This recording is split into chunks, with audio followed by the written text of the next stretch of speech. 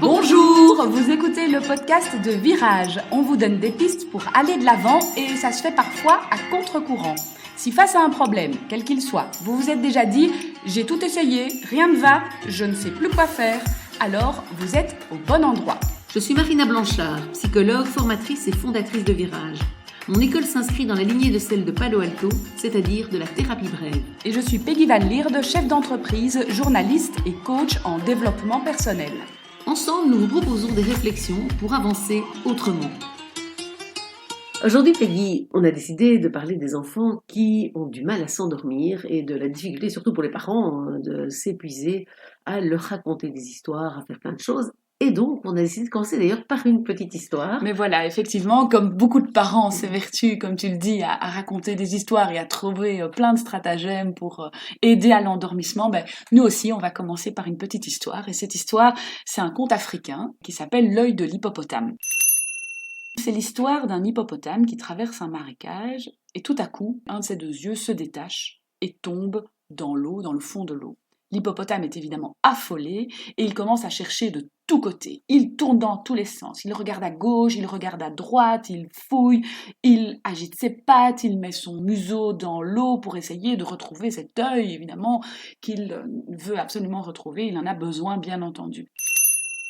Il y a des oiseaux le long du marécage qui lui disent « mais calme-toi, calme-toi », mais ça ne calme absolument pas l'hippopotame qui est de plus en plus affolé et qui cherche encore. Les poissons, les grenouilles se joignent à la voix des oiseaux pour lui dire « mais calme-toi, calme-toi ». Finalement, l'hippopotame finit par s'immobiliser pour regarder tous ces animaux qui l'invitent à se calmer. Et à ce moment-là, la vase et la boue dans laquelle il patauge se calment, l'eau redevient claire et l'œil apparaît.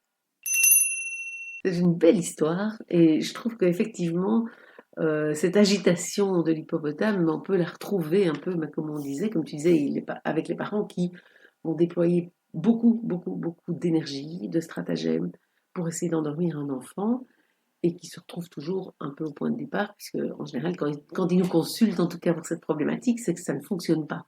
C'est-à-dire que, bien évidemment, lire une histoire à un enfant, lui apporter un petit verre d'eau, lui faire un dernier bisou, ça peut très bien marcher, ça peut être des chouettes rituels de sommeil. Et malheureusement, d'ailleurs souvent les parents disent je comprends pas parce que ça marche avec mes deux autres enfants, mais avec lui, il n'y a rien à faire, il me rappelle, je dois revenir, etc. Finalement, plus on s'agite, et on peut se poser la question, est-ce que plus on s'agite, on n'est pas de moins en moins dans des conditions idéales pour endormir un enfant? Parce qu'en fait, on est soi-même énervé, Oui. épuisé aussi, et donc effectivement, ça ne va pas aider sans doute à l'endormissement. C'est ça, exactement. Et donc, il y a un peu cette idée que, à force de... Bon, d'abord, l'endormissement, on sait que c'est pas quelque chose qui se télécommande. De nouveau, je vais revenir avec ma télécommande, mais c'est vrai que c'est une image que je prends souvent. S'il y en avait, ce serait magique, la télécommande à endormir nos enfants. Ça n'existe pas. Et donc, le sommeil est quelque chose qui vient normalement naturellement.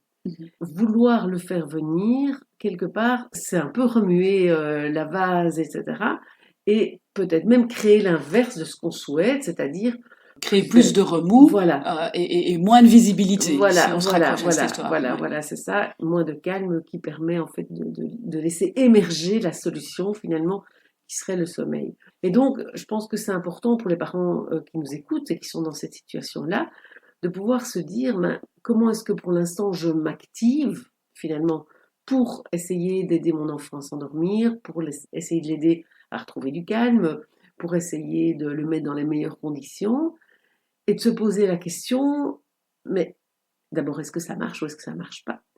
Et comme on l'a déjà dit plusieurs fois, nous on est toujours partisans de se dire ce qui ne marche pas, ça sert à rien de le continuer.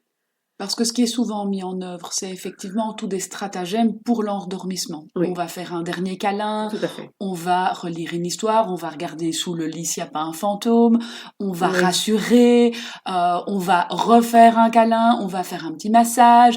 Mais finalement, le message que l'on envoie systématiquement à son enfant, c'est tu dois dormir. C'est ça. Peu importe le stratagème, on lui dit dors maintenant. Oui, c'est ça, exactement.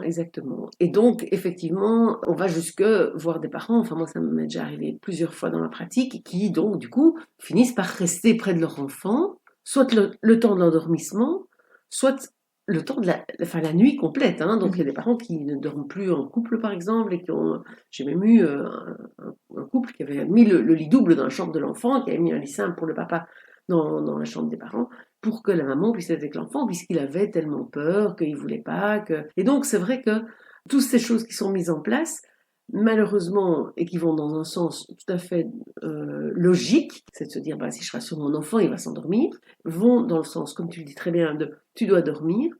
Et malheureusement, plus on lui dit tu dois dormir, moins on obtient le résultat escompté, parce que quelque part, en même temps qu'on lui dit tu dois dormir, on lui dit aussi, si tu ne dors pas, je suis près de toi. Si tu ne dors pas, tu reçois un massage. Si tu ne dors pas, maman passe la nuit avec toi. Quelque part, on peut se poser la question, pourquoi l'enfant s'endormirait-il? Quel serait son intérêt? Tous les avantages, effectivement, Ouais. à ne pas dormir pour garder ses parents près de lui. Mais oui, on sait, enfin ça je me rappelle l'avoir étudié dans mes cours de psycho dans le développement de l'enfant, que jusque 4 mois en fait ils ne font pas le lien de causalité. Donc jusque 4 mois, si un enfant pleure, c'est qu'il y a une raison qui n'est pas... Plus physique. Voilà, quoi. c'est qu'il y a quelque chose, il y a une bonne raison. Il ne se dit pas je pleure comme ça maman vient. Mais à partir de 5 mois, donc c'est quand même tout Très petit, hein. Oui, oui, oui. Mais après 6 mois, on peut se dire qu'ils font ce lien de causalité. Et donc ça veut dire que plus on réagit, plus on leur apprend à nous mettre dans des situations d'inconfort, nous, parce que comme ça, les parents sont là, réagissent, viennent remettre la tuque, viennent raconter l'histoire, etc. Et donc, je pense que ça, c'est vraiment important, c'est que, en fait, en voulant passer à notre enfant le message dors, calme-toi, on est bien, t'es bien à la maison, on lui envoie en même temps le message, tu as intérêt à faire des crises, parce que comme ça, tu en reçois plus de maman, de papa ou des deux.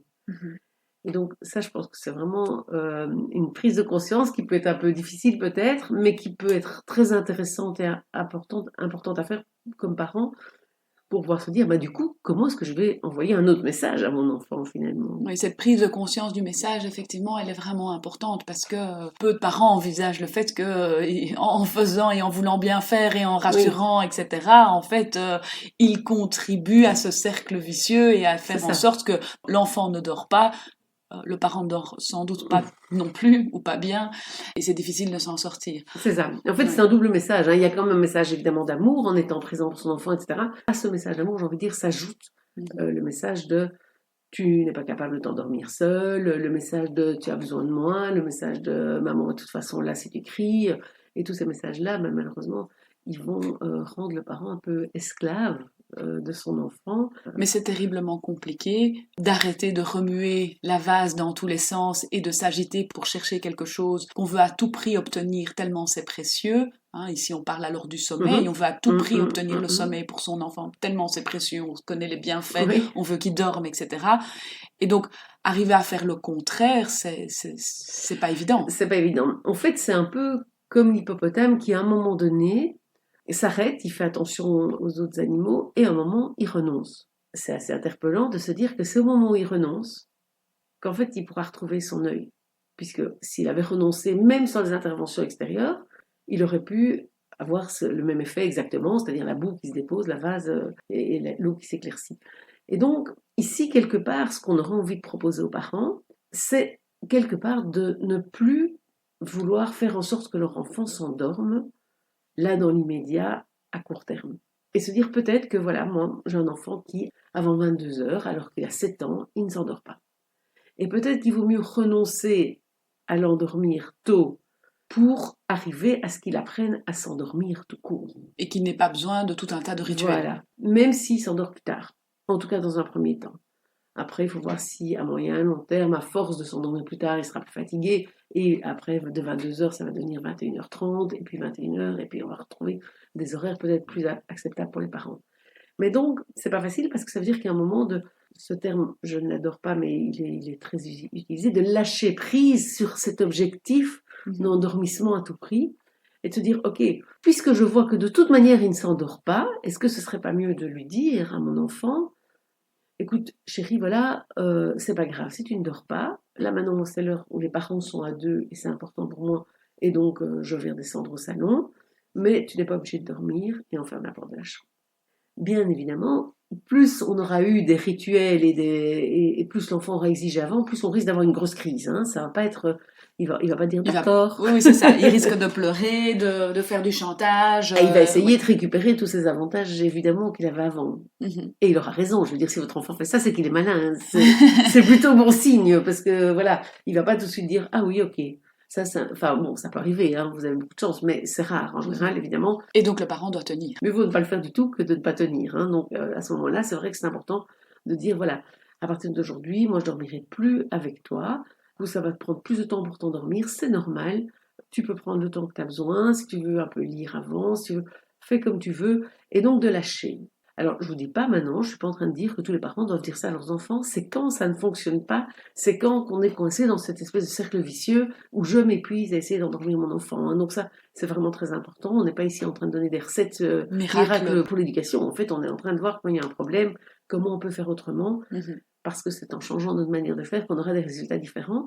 Et donc, l'idée, c'est vraiment de se dire, du coup, comment les parents peuvent, et ça, c'est à chacun de trouver les mots qu'il souhaite dire à son enfant, dire je suis là, je t'aime, c'est super important pour moi. Ça, c'est vraiment important que ça reste. Que le message amour reste, parce que, qu'effectivement, c'est ce message d'amour qu'on renvoyait en rassurant. Oui, tout à fait. Et ça, il ne faut pas que ça disparaisse. C'est ça, exactement. Il ne faut pas que l'enfant se sente tout d'un coup abandonné, lâché, etc. Que le message d'amour soit là, mais que les parents puissent dire, et c'est parce que je t'aime même, que c'est important que je te laisse dormir tout seul. Parce que c'est important que tu apprennes à dormir tout seul, parce qu'un jour tu iras en classe verte, un jour tu iras dormir chez un copain. D'ailleurs, souvent c'est à ce moment-là que les gens consultent. Oui, parce qu'il y a justement l'échéance de il va découcher et comment ça va se passer. Exactement. Et souvent ça se passe bien aussi. Et souvent, alors oui, ce sont des expériences de la vie évidemment. Parfois les parents sont même un peu déçus que ça se passe si facilement ailleurs. Oui, voilà, et qu'en fait il sait dormir. Tiens, c'est bizarre parce qu'à la maison pas. Mais c'est un bel apprentissage pour le parent aussi de se rendre compte qu'en fait l'enfant sait s'endormir tout seul et que donc peut-être effectivement ma présence, le fait comme parent d'être là et de répondre à toutes ces demandes de plus en plus originales sans doute et farfelues contribue à ce problème d'endormissement. C'est ça, et renforce son incapacité ou en tout cas le sentiment, parce que l'enfant en fait peut croire qu'il n'est pas capable de s'endormir seul. Et donc s'il se dit je peux pas m'endormir seul, forcément, ça va prendre du temps. C'est comme nous, quand on va dormir, si on se dit, oh là là, je sens que c'est pas un bon jour, on commence déjà à s'agiter. Et on fait aussi un peu comme l'hippopotame, hein, parce que avec le sommeil des autres, on peut le faire, mais on peut le faire avec notre propre sommeil aussi. Et plus on s'agite, moins on s'endort, moins ça vient de manière spontanée. Parce que c'est important de le dire, c'est quelque chose de spontané, le sommeil, donc ça ne se contrôle pas. Donc, que retenir aujourd'hui de cet épisode ?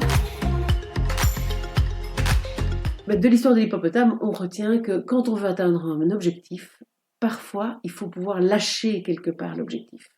Alors, c'est un peu étonnant, évidemment, ça va pas dans le sens classique de notre manière de penser.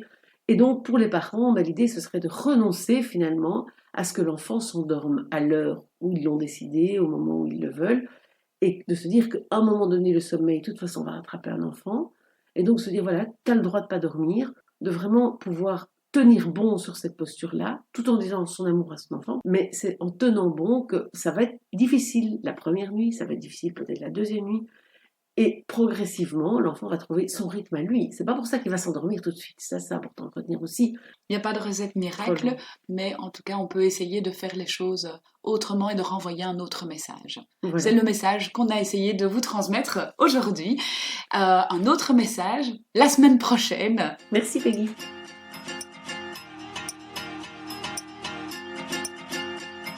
Vous avez aimé cet épisode? N'hésitez pas à vous abonner pour découvrir les autres épisodes passés et à venir.